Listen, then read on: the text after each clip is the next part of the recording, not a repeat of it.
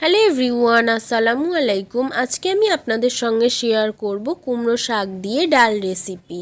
তাহলে চলুন আর দেরি না করে আজকের রেসিপিটা শুরু করা যাক। আজকের রেসিপির জন্য মা প্রথমেই একটি কড়ার মধ্যে থেঁতানো রসুন, পরিমাণ মতো সর্ষের তেল, পেঁয়াজ কুচি আর দিয়ে দিচ্ছে হলুদ গুঁড়ো। এখন সমস্ত উপকরণ একটু নেড়েচেড়ে হালকা ভেজে নিচ্ছে। থেঁতানো রসুন আর পেঁয়াজ কুচিটা হালকা ভেজে নেওয়া হয়ে গেলে জলসহ মুগ মসুর ডাল দিয়ে দিল। এখন একটু নেড়ে চেড়ে ডালটা সিদ্ধ হয়ে আসা পর্যন্ত অপেক্ষা করবে। ডালটা সিদ্ধ হয়ে গেছে। এখন সিদ্ধ হওয়া ডালের মধ্যে দিয়ে দিচ্ছে দুটো টমেটো আর দিয়ে দিচ্ছে পরিমাণ মতো জল, যাতে করে টমেটোটা ভালোভাবে সিদ্ধ হয়ে যায়। আর দিয়ে দিচ্ছে ধনেপাতা কুচি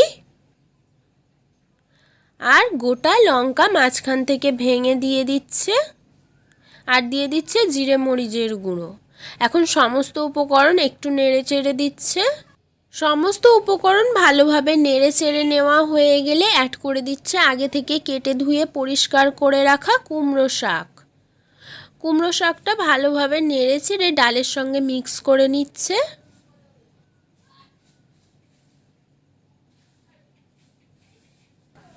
চুলোর জালটা কমিয়ে রেখে কয়েক মিনিট নাড়তে নাড়তে দেখুন শাক থেকে অটোমেটিক জল ছেড়ে দিয়েছে। এখন শাকের মধ্যে অ্যাড করে দিচ্ছে স্বাদ মতো নুন। নুনটা এখন শাকের সঙ্গে ভালোভাবে নেড়েচেড়ে মিক্স করে নিচ্ছে। নুনটা শাকের সঙ্গে ভালোভাবে নেড়েচেড়ে মিক্স করে নেওয়া হয়ে গেলে কড়ার ঢাকনাটা চাপা দিয়ে রাখছে।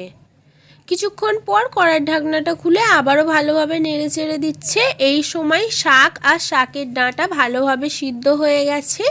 আরও কয়েক মিনিট নেড়ে চেড়ে নামিয়ে নিলেই আজকের লাউ শাক দিয়ে ডাল রেসিপিটা সার্ভ করার জন্য রেডি হয়ে যাবে। আজকের লাউ শাক দিয়ে ডাল রেসিপিটা এই পর্যন্তই। আজকের রেসিপিটা ভালো লেগে থাকলে হাবিবার রান্নাবাটি চ্যানেলটিকে সাবস্ক্রাইব করে অল নোটিফিকেশান অন করে রাখবেন। ফিরে আসবো আবারও নেক্সট কোনো রেসিপি নিয়ে। সম্পূর্ণ রেসিপিটা দেখার জন্য ধন্যবাদ।